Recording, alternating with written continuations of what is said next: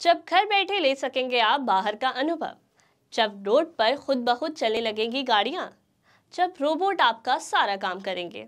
ये सब सुनकर जैसे सपना लगता है, मगर नहीं, इस सपने को बहुत जल्दी हकीकत में बदलने वाला है 5G। नमस्कार, मेरा नाम है काशिफा विशाल और आप देख रहे हैं न्यूज़ीफाई। 1 अक्टूबर 2022 को प्रधानमंत्री नरेंद्र मोदी ने भारत में 5G सर्विस लॉन्च की और अब तक 8 शहरों में इस सर्विस की शुरुआत हो चुकी है। तो जानते हैं क्या है 5G। 5G 5वीं पीढ़ी का मोबाइल नेटवर्क है।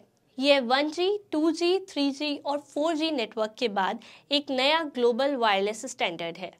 5G एक नए प्रकार के नेटवर्क को सक्षम बनाता है, जिसे मशीनों, वस्तुओं और उपकरणों सहित लगभग सभी को और सभी कुछ एक साथ जोड़ने के लिए डिज़ाइन किया गया है।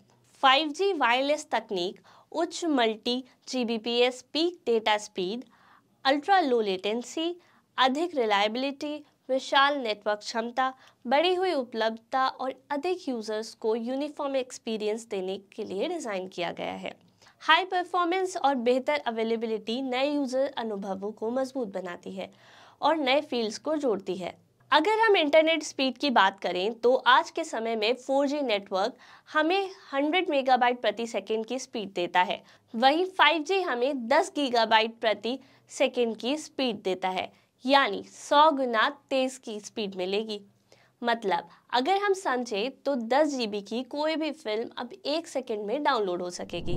5G पूरे विश्व के विकास को तेजी से बढ़ाएगा।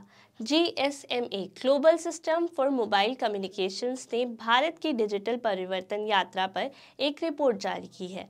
विशेष रूप से 5G सेवाओं के स्टार्टिंग रोल आउट और इसके इकोनॉमिक इम्पैक्ट पर ध्यान देते हुए ये रिपोर्ट बनाई गई है। इसके मुताबिक 5G से भारतीय अर्थव्यवस्था को 2023 से 2040 के बीच 36.4 ट्रिलियन रुपए यानी 455 बिलियन डॉलर का लाभ मिलने की संभावना है।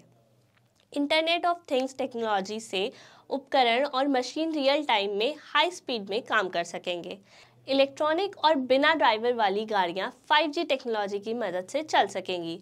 मतलब इसका ज़्यादा से ज़्यादा प्रभाव शिक्षा, स्वास्थ्य, कृषि और आपदा प्रबंधन जैसे क्षेत्रों में पड़ेगा। अब इतना तेज़ और इतना इंटरनेट एज में क्रांति लाने वाला नेटवर्क है तो थोड़ा तो महंगा भी होगा। किसी नेटवर्क को स्थापित करने के उपकरण व टेक्नोलॉजी पहली बार भारत में 5G के लिए डिज़ाइन हुए हैं, वरना इससे पहले 4G या 3G सारी टेक्नोलॉजीज बाहर से मंगाई जाती थी। 5G नेटवर्क के आगमन पर जहां इतना उत्साह है, वहीं लोगों में कुछ खौफ भी इस टेक्नोलॉजी को लेकर पनप रहे हैं। कोई इसे सेहत के लिए हानिकारक कह रहा है तो कोई कह रहा है कि इसकी हाई फ्रिक्वेंसी से कैंसर होता है। दरअसल एक्सपर्ट्स के मुताबिक ज़्यादा एनर्जी और ज़्यादा फ्रिक्वेंसी वाले रेडिएशन से कैंसर होने का खतरा रहता है। ऐसे रेडिएशन को आयोनाइजिंग रेडिएशन कहते हैं। एक्सरे, गामा रे और अल्ट्रावायलेट किरणें इसका उदाहरण है।